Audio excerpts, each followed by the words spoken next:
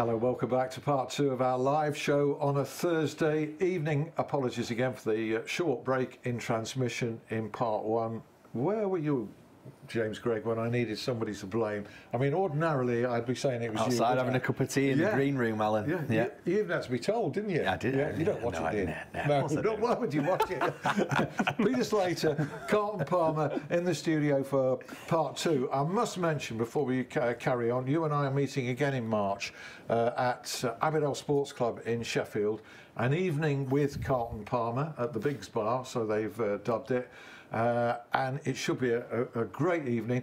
All the stories that Carlton can't tell this evening, for obvious reasons, will be included. So do get your tickets from Jamie Christian of Amiga at Abbeydale, the restaurant there, for the do on the, 26th of March. It's on Thursday the 26th of March, and it will be absolutely brilliant. That's a relief. I'm speaking there on the 14th. I thought we might be doing it on the same night. Yeah, you could come and join in. Before then, we have Kevin Gage and John Newsom as a pair, 1X Al, 1X Blade, this month on the Thursday the 27th of February. Get your tickets for that. Tales from the Dressing Room from Messrs Gage and Newsom at Abbeydale Sports Club. Be well worth it.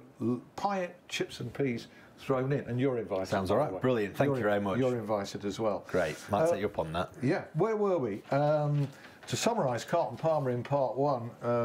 Sheffield Wednesday should be looking at young, hungry players, maybe from a league below, that Sean Dyche and Chris Wilder have brought through at their respective clubs. There's too much comfort in the dressing room, not enough leaders, and you reckon that Sheffield Wednesday's squad earns more than Sheffield United's? Well, that's what I've heard. I'd be very surprised if anybody I mean, obviously, they've just brought a new player in, haven't they? Sander Berg, yeah, from Genk. Yeah. But I'd be very surprised if Chris would bring him in on an awful lot more money, because you've got to be really, really careful, right? If you're going to bring somebody, especially the players who've got you promoted, right, and have done the work that you've done, you've got to be very, very careful, because if you bring one player in, if that one player's earning a lot more money and delivers, like a Tony Yeboah did when he came to Leeds United, he'll be all right. But if that one player comes in and he's earning more money and he doesn't deliver, then it could kill your dressing room. It's kind of the Sean Dyche template at Burnley, wasn't it? He kept that squad together. And other clubs who've gone into the Premier League have made the mistake of bringing in all sorts of players from all over the place on big money, and it simply hasn't worked. Strangely enough, you mentioned Wolves. Wolves is the one where it has succeeded. They brought a lot of players in, paid a lot of money, and it has succeeded. But I would think, by and large, you think, well, they've gone up and they've bought who and him from where, and they're paying him what? Just in my way of thinking, it simply doesn't work. But so how do you do that then, Carlton? Do you bring a couple of lads in who are on slightly more and just sort of gradually increase everybody else's wage to meet the new players you brought in? Or it's a tricky one, isn't it? Yeah, it is. But what generally happens, right? And it'll probably happen for Chris probably next season, is that the players who've been playing in the Championship, unless you bring in players who are Premier League players anyhow, right? If you've got promoted with players who have been playing in the lower leagues, they'll find their level. Yeah. So if Chris wants to stay or push on, he might have to move 1 or 2 on. And as he moves 1 or 2 on, then he can make that transition. Yeah. But you've got to be careful now, because you know it's very difficult. And I spoke to Chris about this in the summer. It's very difficult because you go and speak to a player now. The opening line's 60 grand a week. You only need 4 or 5 on that, and like Wednesday have done, and you don't deliver and get relegated, you're in serious trouble. Whereas Chris said to me in pre-season, he made his mind up. He was going for those young lads, for the lads who got him promoted. If he could bring in other young lads that he could bring on, they were going to have a right good go at staying up and be positive. If he went down, then they'd have a team to have the assault, and that was his mentality. But I think what's happened, they found out that because of their fitness, right, because of their togetherness, because of their understanding of how Chris has wanted them to play for years and years, they've actually found the Premiership easy. And people who are thinking that they're going to fall off for the second part of the season, they're sadly mistaken. Europe for real, a European challenge for real. I'm telling you now, let me tell you, they will. You look at the first part of the season, if they were going to fall away, they would have played the teams like Liverpool and Man City and whatever and got toes. They've not. they've been in, apart from one game, they've been in every game. Yeah. So the bottom half of the table, I think they can comfortably get points against them, both home and away. And the top half, they'll nick points off team. And when it gets to that three-quarters of the stage of the season, where some teams are in that mid-section, where I think Sheffield United could push on. Let's say Sander Berg's earning, well, let's say 60,000 a week, which might not be too far away from it, and probably is what in this market he's worth.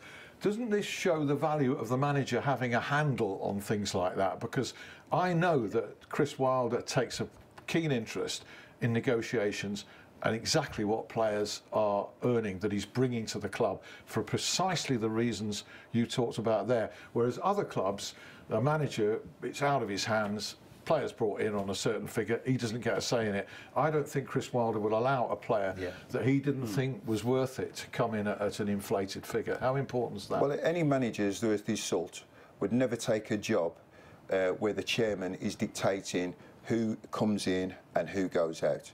Because you can't do your job. Your players have been brought in for you. I know that happened at QPR under Fernandes for a lot of time, and this is because the chairman don't know the game. They get influenced by agents, and agents only put the players that they've got in on their books. That's understandable. They're going to do that. Yeah. So a manager, for me, if you take a job, you take the job on the basis that you do the job and you live and fall by your signings, right? No, Chris has done a magnificent job, but people are surprised at what Chris Wilder is doing at Sheffield United. Chris has done this from way back, from when in Halifax, when he was non-league for 4 years. Yeah. He's done that with no money, brought players on, you know, made good players who've gone on to play at a certain level in the league. You know, what's impressed me most, though, is the way that Sheffield United, from the opening day of the season, their ball retention has got so much more better. In the early games, it was the transition between having the ball and losing the ball was too quick. Now they're comfortable in keeping the passing, and teams are frightened of them. Believe you me, teams are frightened of going to Bramall Lane, because they know the two centre-backs are going to push on all the way up. They know they're going to cross it. And full-backs don't like a big centre-back coming up on the far post. I think you'd have enjoyed playing in that system. Well, I tell you what, I'd enjoy the banter with the boys. I love it when I see them all together having a crack, because that's what we had at Wednesday. Yeah. And once you've got that team spirit, you can do anything. It was really good actually on Sheffield United's YouTube channel. They put out this video on the other night.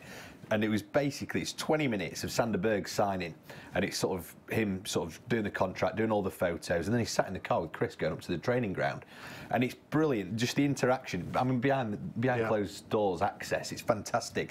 But there's a moment, really good moment in it when he's walking onto the training pitch for the first time, and Dean Henderson's sort of walking with him. And Dean Henderson says, "You'll love the boys, mate. They're absolutely class. They're absolutely brilliant." And you can see Sander Berg is kind of nodding, thinking, "What does he mean?" And then it cuts sort of, however, 10, 15 minutes later on, and he's stretching off with all the other lads, and you can see he's loving it, and they're all having a good crack. And it's all, I don't know. You know, you've been in dressing rooms, and I haven't. For real, isn't it? But it does look for real to me. It doesn't look. Well, at Sheffield United, yeah, it looks brilliant. All you have to do is look at Chris and the boys celebrating when they got promotion, and that is, listen, you don't get promotion if you're not a good team, but that team spirit, we had it at Wednesday. You can have good players, right, but that team spirit counts for a lot. Does it not disrupt that, though? You get when you say Sander Berg, and that seems to work, but it can be very disruptive, can't it? You've got very good team spirit, and then you bring in 3 or 4 players who maybe just don't gel, and the whole thing falls apart. Well, that's where you've got to do your own work, and I'm sure, you know, as a manager, you always run the risk of that. I mean, Big Ron used to say to me, 7 out of 10 of your signings have got to work. You're not going to get everyone right, but if you get 7 out of 10 right, because if you've got good lads in the dressing room, like I think Sheffield United have, if he comes in and he's a bit of a dick, say, he's going to get pulled, isn't he? Yeah, he's not going to get away with it, is he? They self-police. They police it themselves, I think. They do. We're going to show some classic Carlton Palmer highlights in a moment. Nice. So do stand by for that. Just before I do, a very happy 87th birthday for this Sunday to Jeff Taylor. Remember Jeff Taylor at Bramall Lane? I remember Jeff Taylor. I remember interviewing Jeff Taylor at half-time during the famous Sheffield United-Sheffield Wednesday Cup semi-finals. That's the same Jeff Taylor. It is. Jeff Taylor who worked with Harry Bassett. That's right. Yeah, absolutely fantastic. He's still working in football. He does opposition scouting for how old? 86? For Wimbledon. 87. Can't believe he's 87 on Sunday. Wow. He reports on the opposition for Wimbledon, and he scouts for Stoke City as well. And Dave Bassett rang me this week to say that Jeff Taylor was accompanying him to the home game against Bournemouth on Sunday. And Harry's term for Jeff Taylor was the Alan Nill of his day. He was an influential figure. And a really nice bloke as well. Very nice fellow. And so very opposite to Dave, you know, kind of laid back and reserved and calm, whereas Bassett was in the explosive. same way at that stage. I mean, Trevor had Richie Barker working alongside him, and Richie Barker, you know, you remember Richie Barker worked alongside, and the two of them worked together well. Well, I tell you what, some vintage foot. I reckon Carlton only watches this about twice a week on average. It's a hat trick, right? It's a hat trick. We're going to go back. We're going to go back. I've written down the date here. Do you remember 31st of August 1991? You play QPR, right? Well, no, the hat-trick was against QPR. He never scored one. Yeah. So let's have a look. Let's have a real Sheridan inside for Worthington. Back again to Palmer. Phil King running onto it. So calm. Williams Jeff leaving King. it inside again to Worthington. That's a good shot. Weaving inside, Paul Williams. Back to Carlton Palmer. Back to you. Nice finish, bang. What a move that was, eh? Yeah, no, really good turn. Good footage this as well, by the way. You know, isn't it? You know, all the different angles and all that kind of stuff. It's wicked, it's lovely. Those were marvellous on the left-hand side, weren't they? Yeah, they played well together. It's interesting having two full-backs play on the left-hand side. Yeah. But both of them attacked very well. That's a precise finish. An unerring finish there. Yeah. And your second goal, all these goals are different, which is what I like about it. They're all in the Looks a nice day. You sure that was in Sheffield? Is that Paul Warhurst playing out of difference? Yeah, Paul Warhurst. Yeah. Phil King, in it comes. Paul Williams again as Hurst. Oh, look at that.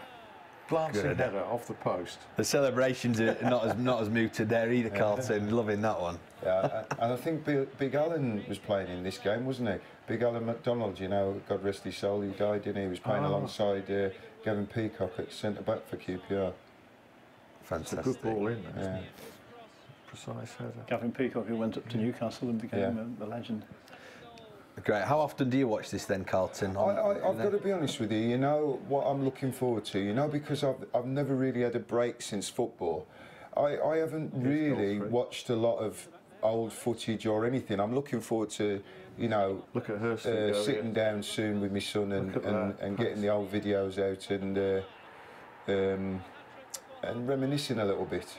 You've got to have a look at that. That's great. Look at Hurst. I mean, it's another different sort of goal. You make a run to the near. Well, actually, do you know what happened that week? Was Ron Atkinson had a go at me for not scoring enough goals. So he said, no. He said you get into great positions and you don't score enough goals. So we'd worked on that week me making runs, just literally.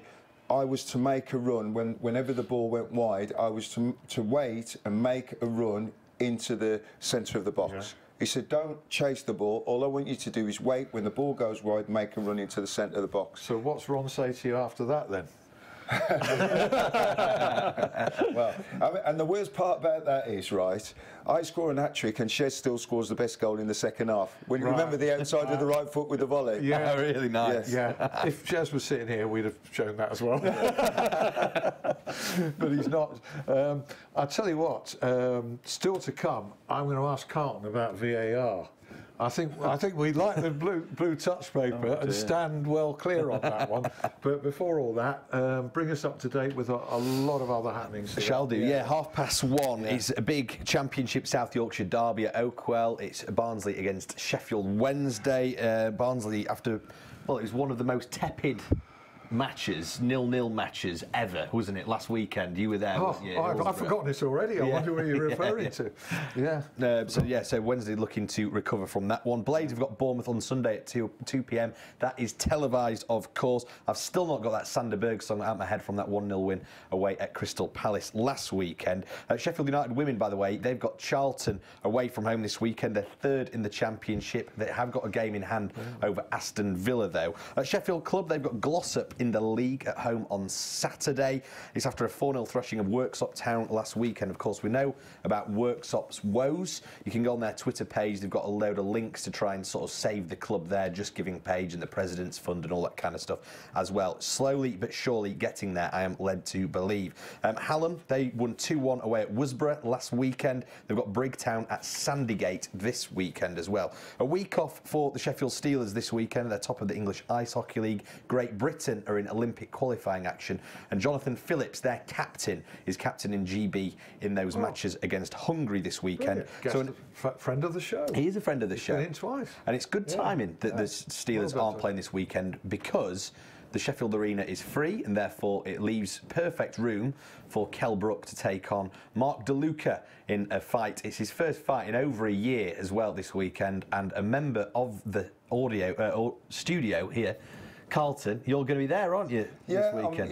I've been very lucky. Eddie and Johnny Nelson have looked after me, so I mean, the missus are going to go and support Kell. I know Kell, and you know, funny enough, Kell and I were talking maybe 4 or 5 months back, and he kind of lost his kind of spark and whatever, because I think once you've been in big fights and you've earned big money, it's difficult to get yourself up for fights that are not of any magnitude, you know. But he's still got a massive following in Sheffield, hasn't he? People love going and watching Kell Brook fight. I mean, he sold out Bramall Lane outside. I know we lost to, Errol Spence, who was a really good fighter.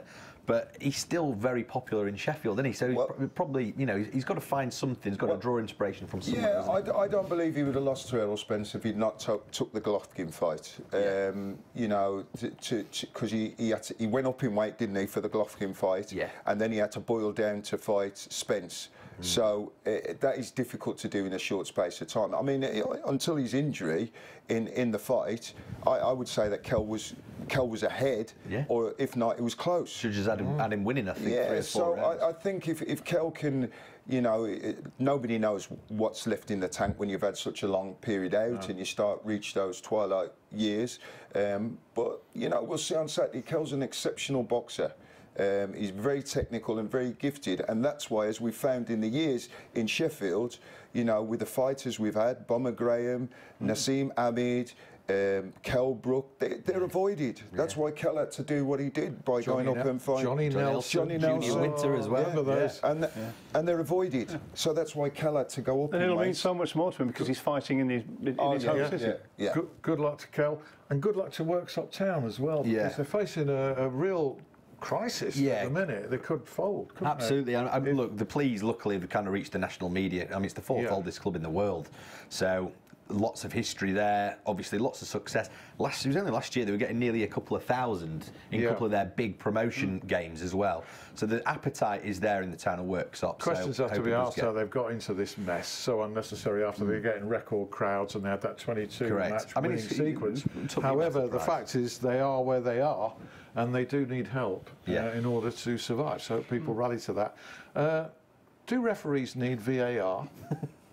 Does football need VAR? No. Simple thing is and this is where the game's complicated now, and complicated by other people, right? There's always going to be talking points. That is the beauty of football. Going in a pub on a Saturday night.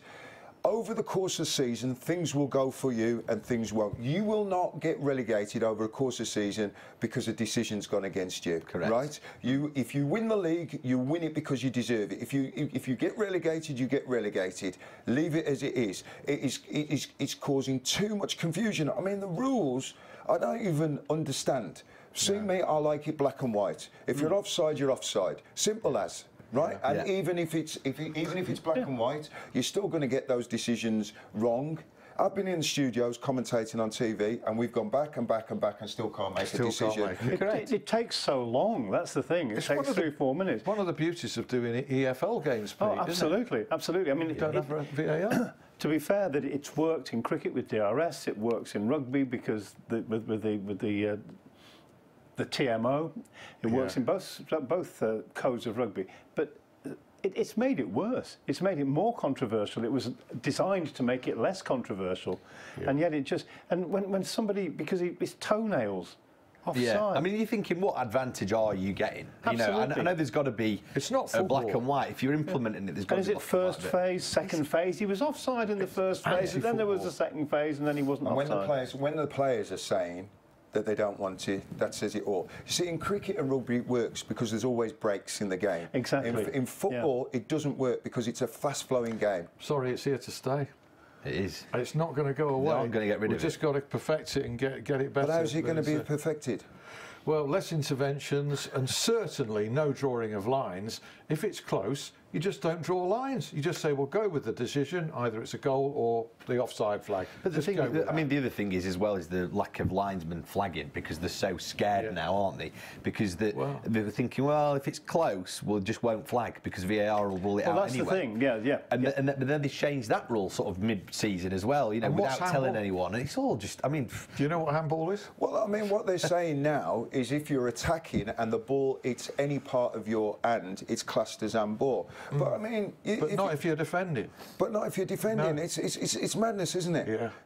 As far as I'm concerned, if you move your hand to the ball, it's handball. Penalty, either end of the box. Simple. But in cricket with DRS, it's consistent. You know, it's either pitched outside or it's gone over the stumps. It's not going to be. It's not become a tactical part of the game. The umpire's call thing, Peter, hasn't it? You know. But in football now, there's still no consistency. Certainly, you mentioned the handball. Sometimes you see a handball, you think, yeah, that must be a handball, and it's not given. And sometimes you think that was never handball, then it is given. So it's just all we ever want is consistency, isn't it? Yeah, just consistency. Get on with the game. Just to wrap up, game this weekend anywhere? No, I'm not working. Well, I'm doing a game Tuesday night. I'm doing Wigan against Middlesbrough Tuesday night. Right. The following Saturday, I'm doing Rochdale against Tranmere over in Manchester. Last weekend I did Oldham. Oldham, fantastic. They hadn't played very well at all. They've got a lovely mad manager called Dino Marmria, who doesn't sound like he's local, but he knows Northwest football very much. The thing that's troubling me doing work for local radio is seeing that I love doing it because it's great going down a level. It's almost like the football that you and I would remember from 30, 40 years ago. What does back to your roots. Yeah, well, what does disturb me, I've covered Macclesfield 2 or 3 times, and they are just on the edge. If somebody wants to buy Macclesfield, the owner, football club owners, doesn't really want to sell. No, could they be the next Bury? And that would be really, really sad. I feel so sorry for people in Bury. Bolton nearly folded, and you know, it's just not right. Carlton, just finally. Connor Wickham and Josh Windass signed by Sheffield Wednesday, both available for debuts at Barnsley this weekend. Your thoughts on those 2 signings? Well, Connor's been here before and generally does well when he comes here. I mean, I'm assuming they've brought these players in because Fletcher's out for a while, isn't he? But Connor scores goals. You know, he struggled to make any kind of impact in the Premier League as such. So I think the Championship is his level. So it should be. I mean, listen, they're not that far. You know, if they could put a run together, it is still conceivable they could end up in the playoffs. It's a pretty ordinary division, it seems to me this year. But it's always been an ordinary division, right? But it's tough to get out of because anybody can beat anybody on a given day. I've seen Josh Windass score a few goals for Wigan this season. Surprised in a way they've let him go. I suppose they've got Kiefer Moore and they've got Lowe up front, so Paul Cook obviously can't afford to let him go. I think he might be decent. That wraps us up. That's an hour gone. Thanks very much, James. No worries. Thank you, Peter. My pleasure. Excellent assured debut. Cheers, and it's good to see Carlton again. Thank you. See you at Abbeydale Sports Club next month. Thank you for watching. If you missed, a repeat at 11 on my YouTube later. See you next week. Bye-bye. Bye.